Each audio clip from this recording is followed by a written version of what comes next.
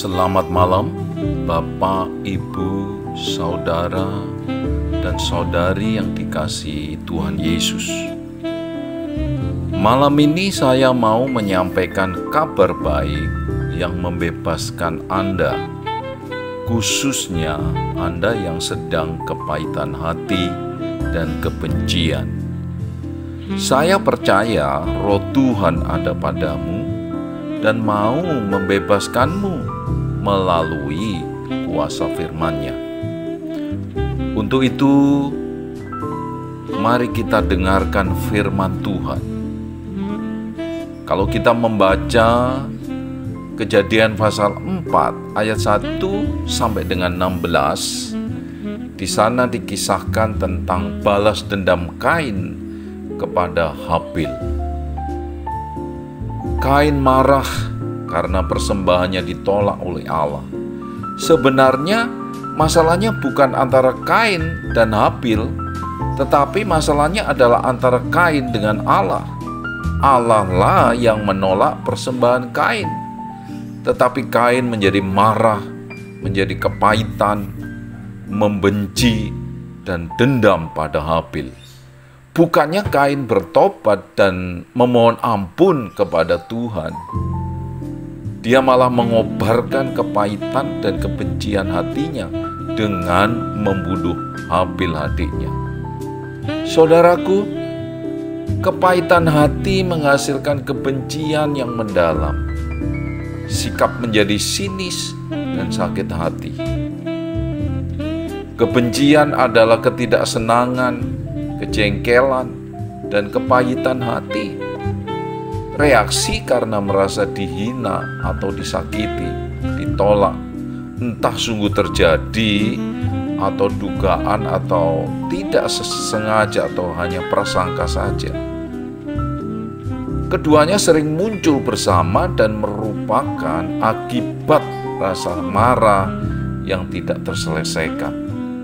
Bahkan berdasarkan hasil terapi, amarah, kepahitan hati, dan kebencian yang tidak terselesaikan bisa memakan habis diri sendiri dan orang lain, sampai emosinya lumpuh dan tubuhnya sakit. Sukar tidur dan hubungan-hubungannya di dalam dan di luar keluarga terkikis. Sebagian orang bisa dikuasai keinginan membalas jahat, bahkan sampai membunuh diri dan orang lain. Bapak, Ibu, Saudara, demikian mengerikan kepahitan hati dan kebencian itu. Tetapi hari ini saya mau beritahukan kabar baik kepada Anda. Apa yang dikatakan Alkitab?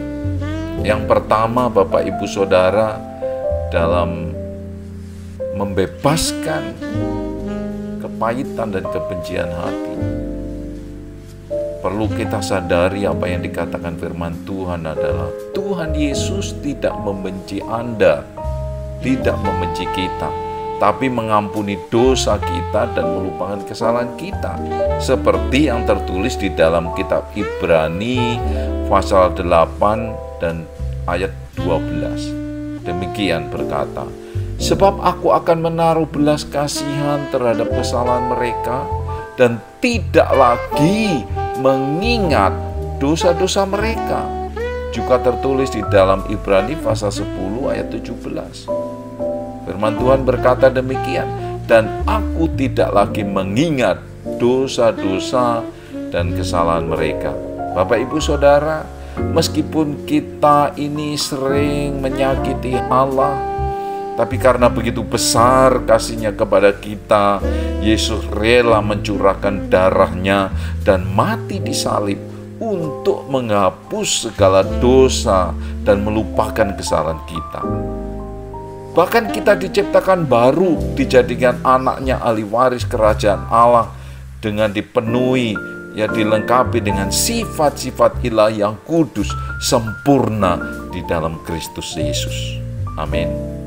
Yang kedua, Bapak, Ibu, Saudara, bagaimana Tuhan Yesus membebaskan kita dari kepahitan dan kebencian adalah buanglah kepahitan dan kebencian dari hatimu. Seperti firman Tuhan yang terdapat di dalam kitab Efesus pasal 4 ayat 32 berkata demikian. Segala kepahitan, kegeraman, kemarahan, pertikaian, dan fitnah hendaklah dibuang dari antara kamu. Demikianlah pula segala kejahatan. Ayat 32, tetapi hendaklah kamu ramah seorang terhadap yang lain, penuh kasih mesra dan saling mengampuni, sebagaimana Allah di dalam Kristus telah mengampuni kamu. Bapak, Ibu, Saudara, pada saat Yesus mati di salib adalah mengambil segala kesalahan, kepahitan, dan kebencian hati kita untuk diampuni. Dan oleh pilu-pilu Tuhan Yesus, kita sudah disembuhkan dari kepahitan hati dan kebencian. Saya ulangi lagi, kita sudah disembuhkan dari kepahitan hati dan kebencian oleh pilu-pilu Tuhan Yesus.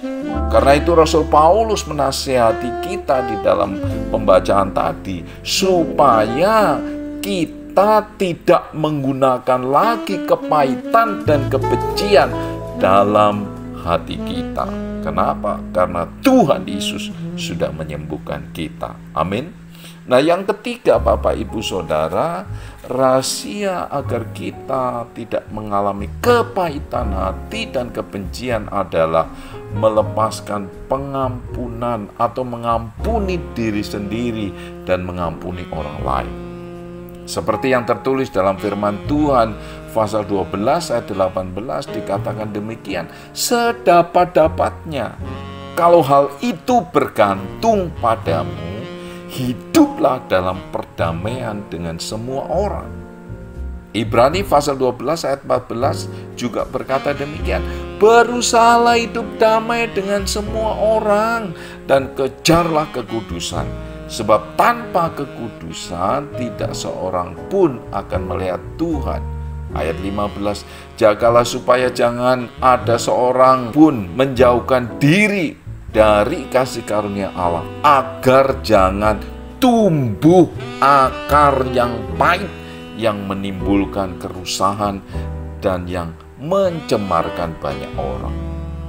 Perhatikan Bapak, Ibu, Saudara, firman Tuhan tadi berkata, agar tidak tumbuh kepahitan dan kebencian dalam hati kita, ya, maka kita harus berusaha. Maka kita harus berusaha sungguh-sungguh hidup damai dengan semua orang, atau mengampuni diri sendiri dan semua orang yang melakukan kejahatan kepada saya ataupun kita melakukan kesalahan.